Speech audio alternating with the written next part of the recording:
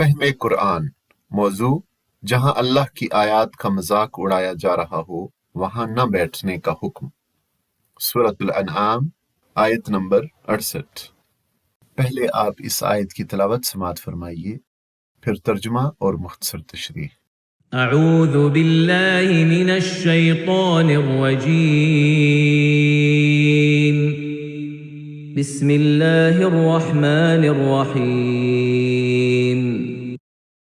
وَإِذَا رَأَيْتَ الَّذِينَ يَخُوضُونَ فِي آيَاتِنَا فَأَعْرِضْ عَنْهُمْ حَتَّى يَخُوضُوا فِي حَدِيثٍ غَيْرِهِ وَإِمَّا يُنْسِيَنَّكَ الشَّيْطَانُ فَلَا تَقْعُدْ بَعْدَ الذِّكْرَىٰ مَعَ الْقَوْمِ الظَّالِمِينَ۔ اور جب تم دیکھو کہ لوگ ہماری آیات پر نکتہ چینیاں کر رہے ہیں تو ان کے پاس سے ہٹ جاؤ، یہاں تک کہ وہ اس گفتگو کو چھوڑ کر دوسری باتوں میں لگ جائیں، اور اگر کبھی شیطان تمہیں بھلاوے میں ڈال دے تو جس وقت تمہیں اس غلطی کا احساس ہو جائے اس کے بعد پھر ایسے ظالموں کے پاس نہ بیٹھو۔ صدق اللہ العظیم۔ اس آیت کریمہ میں خطاب اگرچہ نبی صلی اللہ علیہ وسلم سے ہے، لیکن مخاطب امت مسلمہ کا ہر فرد ہے۔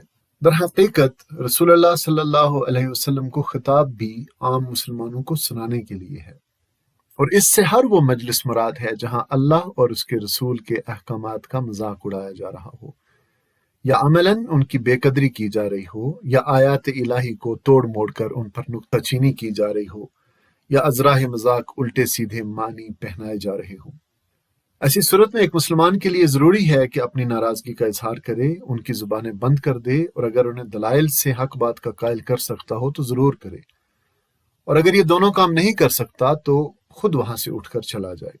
تو ایسی مجالس میں غلط باتوں پر تنقید کرنے اور کلمہ حق بلند کرنے کی نیت سے شرکت تو جائز ہے، بصورت دیگر سخت گناہ اور غضب الہی کا باعث ہے۔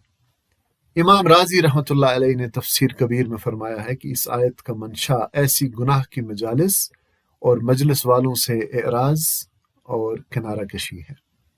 اس آیت سے علماء نے یہ مسئلہ بھی اخذ کیا ہے کہ ایسے احمق، ظالم، بے دین اور دریدہ دہن لوگوں کی مجلس میں شرکت کرنا گناہ ہے، خواہ وہ اس وقت کسی ناجائز گفتگو میں مشغول ہوں یا نہ ہوں، کیونکہ ایسے لوگوں کو ایسی بیہودہ گفتگو شروع کرتے ہوئے دیر ہی کیا لگتی ہے۔